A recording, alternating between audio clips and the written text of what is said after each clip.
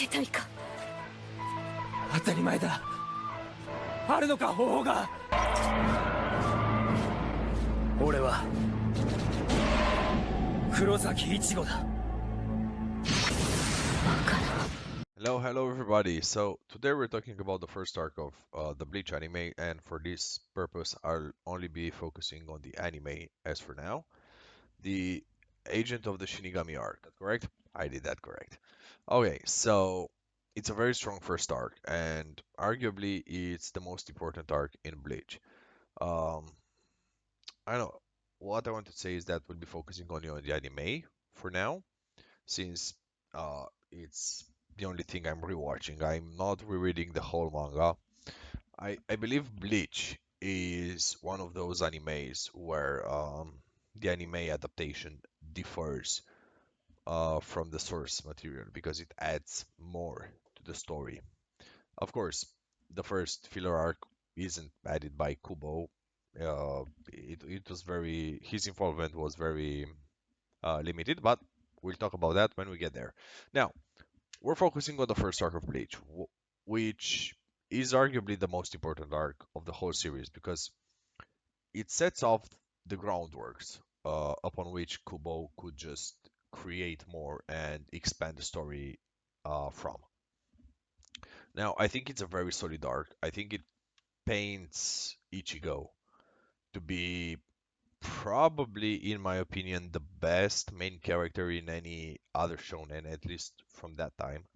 And what really stands out between Ichigo and other main characters in the shonen environment is the fact that he is much more mature. His what you call it, motivations are much more clear and much more focused. He doesn't want to be the strongest. He doesn't want to prove anything to anybody. He's he doesn't want to get anything. Like he doesn't have necessarily a very specific goal that he sets out with, but he gets these powers and he decides just straight off the bat, okay, I'm gonna use these powers to protect my friends. This is it. He doesn't want anything specifically for himself. His whole motivation is protecting his friends, and that's about it. He doesn't use these powers for anything else. He doesn't go crazy with power. He doesn't want to overachieve due to his new powers. He just maintains the status quo and okay, I guess with these powers I can protect my friends finally. Especially since he's been talking to spirits for so long. He is a person, a human who was very attuned to spirits and talking to them, listening to them, caring for them. He even before he gets the powers, he fights off some guys that have been desecrating the memorial of a little girl, if I remember, a little girl or boy. I don't quite remember. It's been a couple of months since I've watched it, but a young boy or young girl. I think it's young girls. A memorial sort of flower in a bottle that he set up for her as a memory. So he is kind of overprotective nature from the get-go. Now, his whole life seems to be turned upside down when he inherits some powers from Rukia, which enable him to save his family from a hollow. And this is where the story introduces the Soul Society, the Shinigami themselves, and Hollows, who are the enemies of humanity. And Shinigamis are there to protect humanity from Hollows, on the face of it. Now, during their, I don't know, I want to say adventures, they're not really adventures. They just go to school normally, regularly, and when a Hollow appears, he just transforms and takes care of the Hollow. But throughout this whole endeavor, he and his friends find out that he's not the only one with powers. Orihime discovers her own powers, Sado discovers his own powers, and they all find out that Uryu is actually a Quincy. Quincy's who are the natural enemies of Shinigamis because the Shinigamis wiped them out long ago because of their different approach to dealing with hollows. Whilst Shinigamis purify hollows, the Quincy utterly destroy them, basically destroying their souls. Whilst the Shinigami, by purifying the hollows, allow the souls that inhabit the hollows to just return to a clean state and just maintain the current flow of souls. That's another one of the Shinigami's main jobs, is making sure that the stream of souls is uninterrupted. Souls get birth and then come to Soul Society, all all that crazy thing. It's not very complex, but I don't really remember that clearly the specifics of it. But that's the gist of it, at least at face value. I won't be going into too many details about the first arc. It's I think at this point unnecessary, but it's a very laid back laid back arc. Like it's a very introductory tone. Of course, there are some more there are more ominous tones scattered throughout it. There is some allusions to the fact that Rukia has done something pretty bad by gifting Ichigo his powers. Although later on you'll find out that it was all meant to be eventually, but of course, talking about the first arc, let's assume I haven't seen anything else because this was my favorite shonen back in the days. And to an extent, it probably still is. I think as a starting point, this is or was at that time the best shonen I've ever seen. At least, at least from the first arcs, which are very strong, much stronger than anything else that was out there at that point. And I'm talking about Naruto and One Piece and Fairy Tail. And I love all of them. But Bleach had the most potential, I feel like. The story itself, the way the groundworks were set, the way the world was set from the get-go, it was just amazing. How interesting the whole concept was behind it, and how good the main character was. Because I think this is what separates Bleach from other animes. The main character is good. It's very good. A very strong main character. But by strong, I don't mean powerful, but a, a very good, very well written main character. Which I feel like the other animes or other shonens from that time, because I'm only comparing it to shonens. Other shonens from that time really lack. They're not relatable. The main characters from other shonens are not even remotely relatable. However, Ichigo feels very relatable. He's your, high school kid.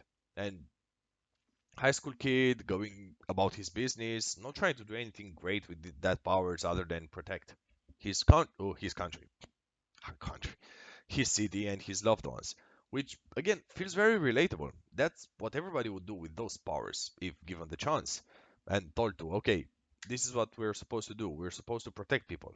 Are you in? Oh, fuck yeah. Why not? I have these powers now. They also introduced the Queen Shiz, which again acts like an interesting deterrent or rather counterpart to the Shinigami. Well, we only have one Queen Shi, but you get the main point. One Queen Shi for now, I guess. Um, Other than that, it's a pretty laid back in tone. The episodes are very episodic in nature. They tie in with one another, but not that much.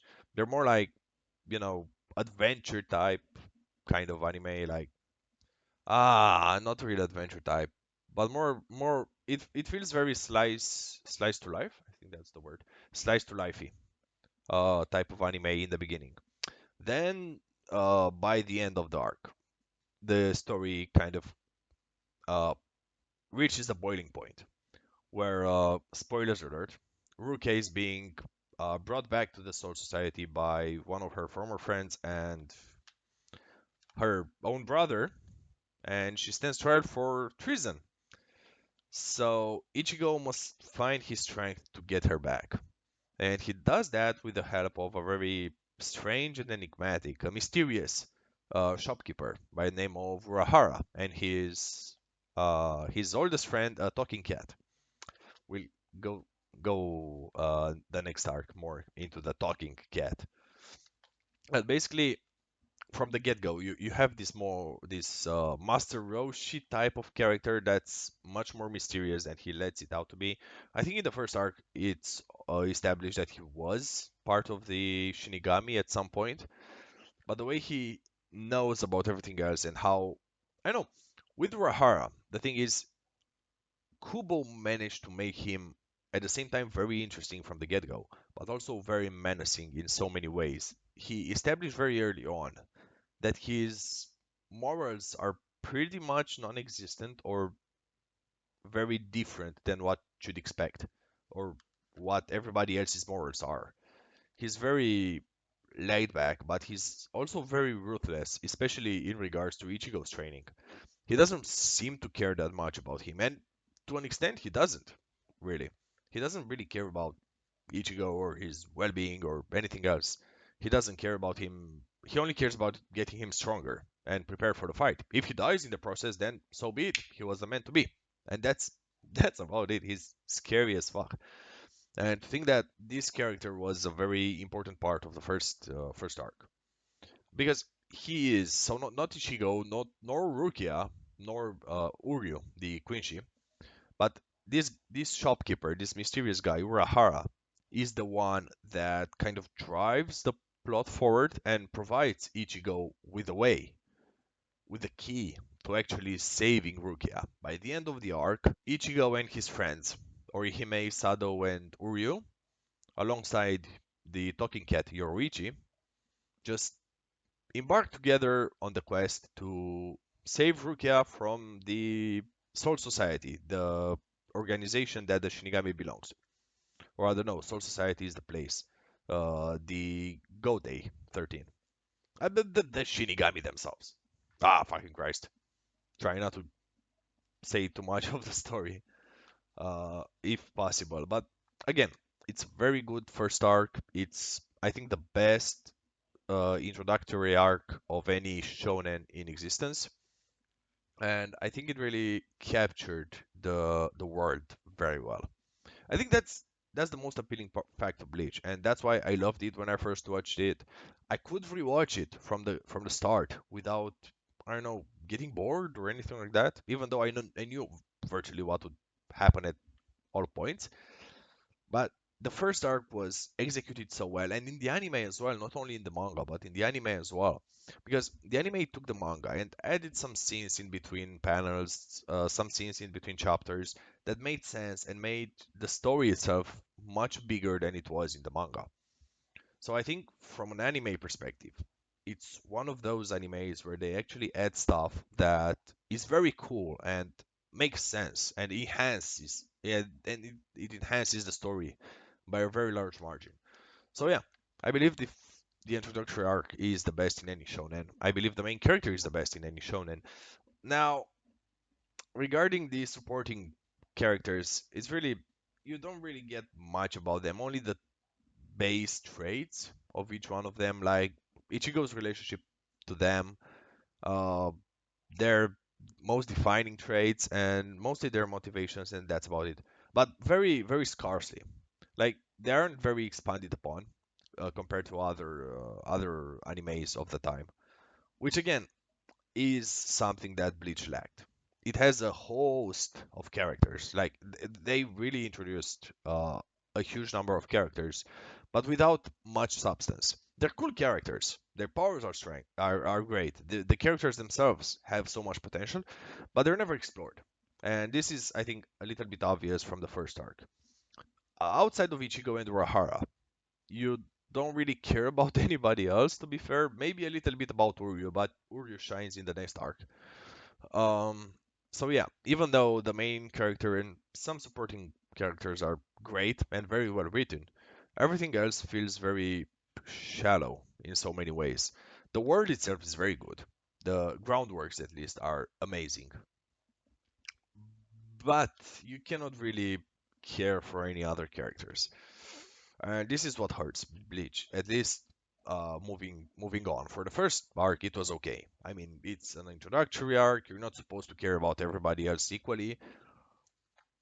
But we'll come back to this statement after a couple of more arcs where we'll actually feel like that is hurting the anime a lot. But yeah, first arc, very strong arc, one of the best first arcs in any huge animes and big shonens. And yeah, give Bleach a go. It's one of the best shonens out there by far, if you care about fighting and a strong main character. Because otherwise, yeah, it's not really on par with One Piece, for example, or no One Piece. One Piece, I think it's the only one that you can say it's yeah much better. Everything else is just the same. But yeah, One Piece starts out way, way, way more boring and poor than Bleach.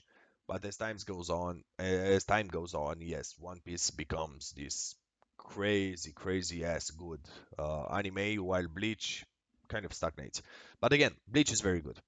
You should, in my opinion, watch it if you like shonen. I believe it has the strongest main character, and the animation is good. For that age and that time, the animation is actually very good. And the story still hangs on. It ages very well, like a fine wine, like a Cabernet, I think was the wine. I don't drink wine, I don't know. But let's call it Cabernet. Probably I'm stupid. Or Cabernet. Well, give it a go. It's good. You should watch it. It's an amazing series. 背面適合113神経結合率88.5マジかよ本当に議外に入ってんじゃねえか映像庁の情報なんか当てになんねえと思ったのによ朽木ルキ見つけた Don't forget to like and subscribe if you enjoy my content. See ya!